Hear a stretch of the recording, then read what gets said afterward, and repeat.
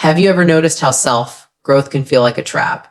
You read the books, take the courses, listen to the podcasts, yet somehow you're still stuck, still miserable, still chasing the next version of yourself that never arrives. The truth is, the way most of us approach is backwards. We're not actually growing. We're just fixing, chasing, and burning out back. And if you don't break that cycle, no amount of effort will ever feel like enough. People get trapped in the idea that self-growth is about constant repair back. Like they are some broken product that always needs an update. The problem is when you live like that, every win feels temporary because you immediately replace it with the next flaw you need to fix. You can lose weight, get a better job, even double your income and still feel miserable because in your mind, the target always shifts. You stop celebrating, you stop feeling proud and you keep moving the bar forward before you even reach it. The more you achieve, the more you find something wrong with yourself. It creates this endless cycle where better is never enough. Instead of living life, you're running on a treadmill of self-criticism. No matter how fast you run, you're still stuck in the same place. The irony is that growth was never meant to be about fixing something broken. Growth is supposed to be about expanding what already works, doubling down on strengths, and exploring new challenges. But people mistake growth for repair because they believe they're flawed at the core. They look at others and assume everyone else is naturally complete while they are the ones playing catch up. This mindset poisons everything because even positive actions start from a place of inadequacy. You go to the gym not because you love your body, but because you hate it. You chase skills not because you want to contribute more, but because you think you're not good enough as you are. And when growth is built on lack, it doesn't matter how much you stack on top. It collapses from the inside. When you live like you're broken, you approach life with desperation. Desperation is different from ambition. Ambition is about reaching for more because you believe you can. Desperation is about reaching for more because you're terrified of staying the same. The energy feels different, and the results feel hollow. You can hit goals from a place of desperation, but they won't satisfy you. You'll check them off and immediately feel the emptiness again, like drinking salt water when you're thirsty. That's why some people get addicted to self-improvement but never feel improved. They read the books, listen to the podcasts, do the journaling, but the inner critic gets louder. It's because they're feeding the wrong voice. They're fueling insecurity, not confidence. The trap is that self-help even reinforces this cycle. Your marketed courses, books, and strategies with the subtle message. You are not enough yet. Every time you buy in, you confirm that belief. You convince yourself that the solution is out there, not in here. The harder you chase it the more distant you feel from yourself, and you don't stop to realize that maybe the point isn't to be fixed. Maybe the point is to grow because growth itself is exciting, not because you're defective. You wouldn't look at a tree and think it's broken because it's not taller yet. You'd respect that it's growing at its pace, that its roots matter as much as its branches. Yet, when it comes to yourself, you forget that same truth. Think about how much energy people waste searching for flaws. They dissect themselves like a science project, constantly analyzing weaknesses, obsessing over their flaws, and comparing every detail to someone else. This obsession creates paralysis. Instead of moving forward, they're stuck in a loop of self-diagnosis. They'll say things like, I need to fix my confidence before I start, or I need to heal completely before I can build. Years pass and nothing meaningful gets done, because the bar for being ready keeps rising. That is the trap. Always needing to fix before you act. It's a clever excuse disguised as progress. You feel busy, but you're not moving. You feel enlightened, but you're still stuck. True growth begins when you accept that you're already whole. That doesn't mean you're perfect. It means you're not defective. You can want more without hating what you have. You can push harder without tearing yourself down. When you shift from fixing to expanding, everything changes. You stop looking for holes and start looking for possibilities. You stop waiting to be perfect and start working with what you've got. Suddenly, the weight lifts because you no longer live under the belief that you are fundamentally flawed.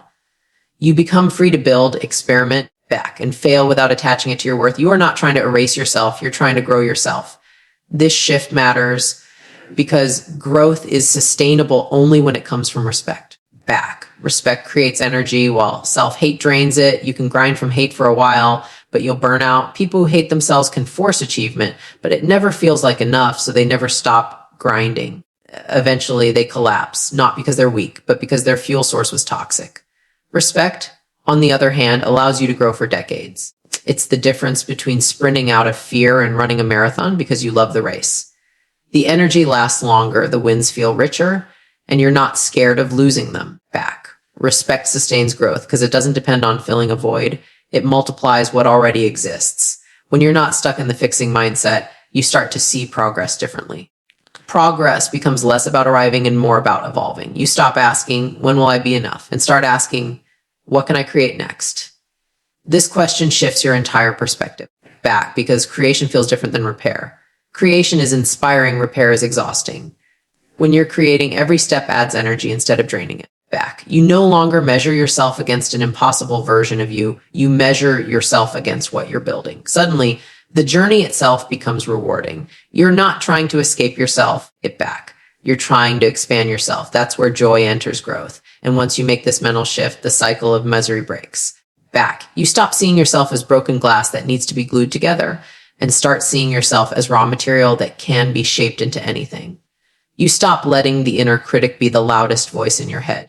It back. You begin to realize that growth isn't about chasing perfection. It's about deepening your capacity to live, to lead, to love, to try. You no longer move through life as if you're behind back. You move as if you're exactly where you should be while still pushing for more. And that paradox, content but ambitious, is the sweet spot of real growth. It's where expansion finally feels like freedom, not punishment.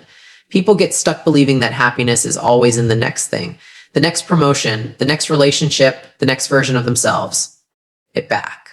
This mindset makes every achievement feel empty because the second you arrive, your brain moves the finish line further away. You don't even get to enjoy the moment. You're already planning for the next one back. It feels productive, but really it's a trap. You become addicted to chasing, not living. Life turns into a checklist where no box ever feels like it matters back. That's why people look successful on paper, but feel miserable inside. They're always running, but never arriving. This addiction to next creates a kind of restlessness that never shuts off. It back. Even when you're sitting still, your mind is racing toward what's missing. You can't be present with people because you're too busy thinking about where you should be. It back. You can't enjoy what you've built because you're obsessing about what you haven't built yet. The moment you get something you once prayed for, it feels ordinary. You downplay it and move on back, barely noticing you've achieved what once felt impossible. That cycle steals joy. It convinces you that life is only valuable in the future, never in the present. You're alive, but you're not living. What makes this trap so dangerous is that society rewards it. You get praise for always hustling, always wanting more, always being hungry. It looks ambitious from the outside, but inside it feels like emptiness. It back. People cheer you on without realizing you're driven by fear, not fulfillment. You're scared that if you stop chasing, you'll lose your worth. So you keep running faster, piling more goals on top of each other. But no matter how much you stack, you never feel taller. The hunger never ends because you've trained your brain to believe that satisfaction is always delayed. You've built a life where the present never counts. It back. The truth is nothing is ever enough if you can't feel it. And the reason you can't feel it is because you've conditioned yourself to only look forward. Back. You've created a habit of disqualifying your wins the moment they happen. That's why some people can achieve things others only dream about and still feel empty inside. They don't have a success problem. It back. They have a presence problem. Success without presence is meaningless. You can stand on the stage, win the award, make the money, and still feel like nothing changed. Because internally, nothing did. You skipped over the moment. This constant chase keeps you in survival mode. Survival mode isn't about thriving. It's about escaping. You're escaping stillness, silence, and the fear of being enough as you are. Back. That's why sitting with yourself feels unbearable. You immediately think of what you should be doing instead. But that silence is where you actually meet yourself. Without it back, you're just running from a ghost that never leaves. The addiction to next makes you mistake activity for meaning. You're busy but not fulfilled. You're achieving but not satisfied. You're always in motion but never in peace. That isn't growth. It's avoidance disguised as ambition. When you're caught in this trap, relationships suffer too. Take it back. You can't give people your full attention because you're not even giving yourself your full attention. You're halfway present, halfway planning. You're with friends, but scrolling back at dinner, but thinking about tomorrow's to-do list. The people around you feel it even if you don't admit it. And one day you look up and realize you've collected accomplishments, but lost connection. You've built a resume, but not a life. You've chased milestones, but missed moments. That realization hits hard because moments are the only thing you don't get back. Time doesn't care about your next goal back. Breaking free from this addiction doesn't mean you stop setting goals. It means you stop making your entire worth dependent on them. You can still chase more, but from a place of gratitude, not scarcity. Back. You can still plan, but without letting planning rob you of presence. You learn to hold two truths at once. I am grateful for this moment and I want more. Back. Those truths don't cancel each other out. They fuel each other. Gratitude gives you energy to chase and ambition keeps you moving. When they work together, growth feels exciting instead of exhausting. That balance is where real progress happens. The shift begins when you practice noticing the wins you already have. That doesn't mean you stop pushing. It means you stop ignoring. Back. You start pausing long enough to let achievements sink in. You give yourself permission to feel proud without rushing to the next box on the list. This pause isn't laziness, it's fuel. Back. Because when you allow yourself to feel the win, it actually recharges you for the next challenge. Without that pause, you're running on empty. That's why you burn out chasing goal after goal. Back. You're skipping the part where you get nourished by the work you've already done. The addiction to next is really about fear. Fear that if you stop moving, you'll have to face yourself. But the truth is, back, the present is the only place you ever meet yourself. The future never arrives. Tomorrow always becomes today, and today is the only time you can live. If you can't be here now, you'll never be happy later. Back, later is just another version of now. The sooner you learn to sit inside this moment, the sooner you realize you already have pieces of what you thought you needed. And when you build from that place, back growth feels different. It feels like expansion, not escape. So the real challenge is not how fast you can get to the next thing, but how deeply you can experience this thing. It's not how many goals you can stack back, but how much life you can feel while pursuing them. When you shift your focus from chasing to living, you stop being addicted to next and start being invested in now. That doesn't kill ambition, it strengthens it. Because ambition without presence is hollow, but ambition with presence is powerful. It creates a life that isn't just about reaching the destination, but about experiencing the journey back. And that is what makes growth worth it. A lot of people approach self-improvement like it's punishment. They grind because they hate where they are, not because they love where they're going. That difference matters more than most realize. When the foundation of growth is self-disgust, every action you take carries that weight. You work out to punish your body, not to celebrate it. You study to make up for feeling dumb, not to expand your mind. You hustle in business because you feel inadequate, not because you're building something exciting. That mindset robs growth of its joy. It becomes suffering disguised as progress. And no matter how hard you push, it will never feel like enough. Self-respect is the missing piece that changes everything. Respect doesn't mean arrogance. Back. It means treating yourself like someone worth investing in. Without it, you'll always grind from a place of desperation. And desperation burns out fast. Back, you might hit short-term goals because fear can be a powerful motivator, but you won't sustain. Eventually, the exhaustion catches up because you can't outrun self-hate. It drains energy every day. Back, like carrying a backpack full of rocks while you're trying to sprint.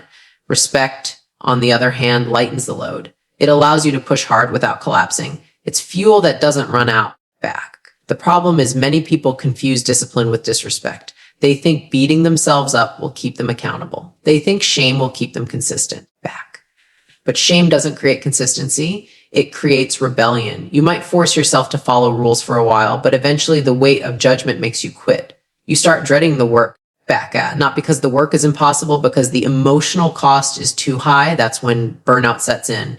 Burnout isn't just about doing too much. It's about doing too much for the wrong reasons. Back. Self-hate turns effort into punishment, and punishment has an expiration date. Respect shifts the relationship you have with your own effort. Instead of saying, I have to, you start saying, I get to. That language changes how you feel about growth. You don't drag yourself to the gym. You go because you value your health. You don't grind through late nights at work just to prove yourself. You do it because you believe in what you're building. The action might look the same on the outside, but the energy feels completely different inside. One drains you, the other energizes you back. That's the power of respect. It turns the same grind into a gift instead of a burden. When you lack self-respect, you also struggle to celebrate wins. You brush them off thinking they're not good enough, back, or you tell yourself you could have done more. That mindset kills motivation because you never let yourself feel the reward of effort. It's like working a job that never pays you. Eventually you stop showing up, not because you're lazy, but because no one can keep working for nothing. Self-respect pays you in pride. It allows you to say, I did that, without shame, without excuses. That pride keeps you moving forward. Back. Without it, you'll always feel empty no matter how much you accomplish. This is why so many people jump from program to program, book to book, coach to coach. Back. They're not missing information. They're missing respect. You can gather all the strategies in the world, but if the voice in your head is cruel, nothing sticks. Back. You'll sabotage progress because you don't believe you deserve it, or you'll achieve it but feel like a fraud the entire time. Respect silences that voice. It doesn't mean you think you're perfect. Back. It means you accept you're worth the effort. And when you believe you're worth the effort, you stop burning out. You stop running from yourself and start running with yourself. Think about it like training a team. Get back. If a coach constantly screams at their players, calls them failures, and never acknowledges wins, the team might push for a while, but eventually they break. They lose motivation, they stop trusting, and they quit caring. That's exactly what people do to themselves internally. They act like the worst coach imaginable, then wonder why they can't stay consistent. Respectful coaching gets better results. Encouragement, accountability, back, and belief create resilience. You wouldn't tolerate abuse from a coach, so why tolerate it from yourself? That question is what wakes people up to this truth. Self-respect doesn't make growth easy. Back. It makes it meaningful. Growth is always hard, that's the point. But when you approach it with respect, the struggle feels worth it. You can endure setbacks without collapsing because failure doesn't confirm your worst fears about yourself. It just becomes data, feedback, a lesson. Without respect, every failure feels like proof you're worthless. Back, and that emotional pain is heavier than the failure itself. Respect changes the story. It says, I failed, but I'm still worth it. That belief keeps you in the game long enough to win. Back. That's why respect outlasts motivation. Without self-respect, people confuse suffering with growth. They believe that the more they hurt, the more progress they're making. But that's not true progress. Back, it's self-destruction. Real growth doesn't require you to destroy yourself. It requires you to build yourself. Respect sets boundaries. It says no to toxic workloads, no to self-abuse. Take it back. No to endless grind without joy. It allows you to grow in a way that's sustainable. Because what's the point of growth if it costs you your health, your peace, and your sense of self? Growth without respect isn't growth. It's decay disguised as discipline. The real freedom comes when you start building from self-respect. Suddenly, growth feels like a choice, not a sentence. You push harder because you want to, not because you think you'll never be enough. You can pause without guilt, rest without shame, and still come back stronger. That balance creates momentum that lasts. Back. Burnout disappears because you're no longer at war with yourself. You're on the same team as your effort. And when your effort comes from a place of respect, you don't just grow, you thrive. You expand without losing yourself along the way. And that's what makes growth sustainable. A lot of people confuse learning with growing. They read the books, listen to the podcasts, take notes, back, and feel like they've made progress. But the reality is nothing has changed until behavior changes. Awareness by itself is only the first step. It's like mapping out a journey, but never actually taking the trip. Back. The notes in your journal don't count as results. The actions you take do. You can't meditate your way into a new career or visualize yourself into better health. At some point, back. The work has to leave your mind and enter your life. Otherwise, you're stuck in the loop of knowing without doing. That loop feels safe, which is why so many people stay in it. Back. Thinking about growth feels productive, but carries no risk. You can't fail at highlighting a book, but you can fail at applying it. You can't be judged for journaling. Back. But you can be judged for trying something new and falling short. So people hide in awareness because it looks like progress while protecting them from discomfort. But the discomfort is where real growth happens. Back. That gap between knowledge and execution is where transformation lives. Until you step into that gap, nothing in your world truly changes. Awareness without action is just potential wasted. Back. Action has a way of teaching lessons awareness never can. You can study leadership for years, but leading a team for 1 month will teach you more than all those books combined. You can read about fitness, but 1 week of consistent workouts will tell you what your body really needs. Experience cuts through theory. It humbles you, it grounds you. Back. And it shows you the difference between what sounds good and what actually works. Awareness is preparation, but action is proof. Without proof, growth stays in your head. Back. You don't become resilient by reading about resilience. You become resilient by surviving challenges. The trap is that people become addicted to learning because it feels good. You feel enlightened, back, like you've leveled up just by consuming new ideas. And yes, learning is important, but without application, it's mental entertainment. It's like buying tools and never building anything. Back, you can have a garage full of equipment and still live in a broken house. Growth doesn't care how many tools you've collected. It cares what you've built with them.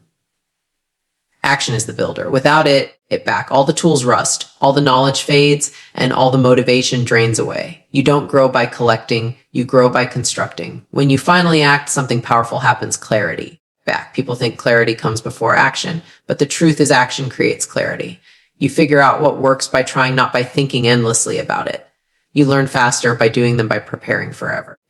Even mistakes move you forward because they give feedback you couldn't get from theory alone. Waiting for the perfect plan is just procrastination disguised as preparation. You don't need to see the entire staircase before you climb. You just need to take the first step, and that first step reveals the next. That's how clarity builds. Action also creates momentum. Momentum is the fuel that keeps you moving when motivation fades. Reading can spark motivation, but only doing creates motion. Once you see even a small result, it pushes you to keep going. That's why small actions matter so much. They create proof. Proof builds belief, and belief sustains effort. Without action, belief never forms, and motivation burns out quickly. You stay stuck in cycles of inspiration followed by inaction, which leads to frustration. But with action, even imperfect action, you break the cycle. You start moving, and movement always beats stagnation. Another truth is that action reveals identity. You don't become confident by wishing for confidence. You build it by taking actions that prove to yourself who you are. Every time you act, you're casting a vote for the person you want to become. Read about courage all you want, but until you step into fear and face it, you won't feel courageous. Act kind and you become kinder. Act disciplined, and you become disciplined. Identity is forged in behavior, not in thought. The person you are is shaped by what you repeatedly do, not what you repeatedly think. That's why action is everything. It's easy to forget that imperfect action still counts. People delay growth because they want certainty, but waiting for perfection kills progress. You don't need perfect reps to get stronger. You just need to keep showing up. You don't need the perfect strategy to build a business. You just need to test, learn, and adjust. Action refines itself. You won't know what perfect looks like until you've gone through the messy stages first. That's why starting matters more than starting perfectly. Every mistake is data. Every attempt is progress. Inaction guarantees nothing. Imperfect action guarantees growth. There's also a deeper confidence that comes only from execution. You can consume affirmations all day, but the only way to truly believe in yourself is to build evidence. Evidence comes from action. When you do the thing you said you'd do, your trust in yourself grows. That trust becomes the foundation for future risks, future challenges, and future wins. Without it, you'll always doubt yourself, no matter how much theory you've absorbed. Confidence isn't a mindset you think your way into. It's a byproduct of consistent action. And the more you act, the more unshakable that confidence becomes. The difference between people who grow and people who stay stuck isn't awareness, it's action. Everyone has access to information, but not everyone is willing to apply it. The gap between knowing and doing is where most people quit. But if you bridge that gap with consistent, imperfect action, you set yourself apart. Growth doesn't reward those who think about it the most. It rewards those who do something about it. Action is what turns vision into reality, what turns ideas into results, and what turns potential into proof. Awareness might start the journey, but only action finishes it. So the real measure of growth isn't how much you know, it's how much you live. It's not in the stack of books on your shelf. It's in the steps you take every day. Knowledge might light the spark, but only action keeps the fire alive. If you want change, stop waiting for the perfect time to act. The time is already here if you want growth. Stop mistaking awareness for progress. Progress is what you do, not what you know. In the end, it's the actions you take that shape your life. Growth belongs to the doers, not just the dreamers.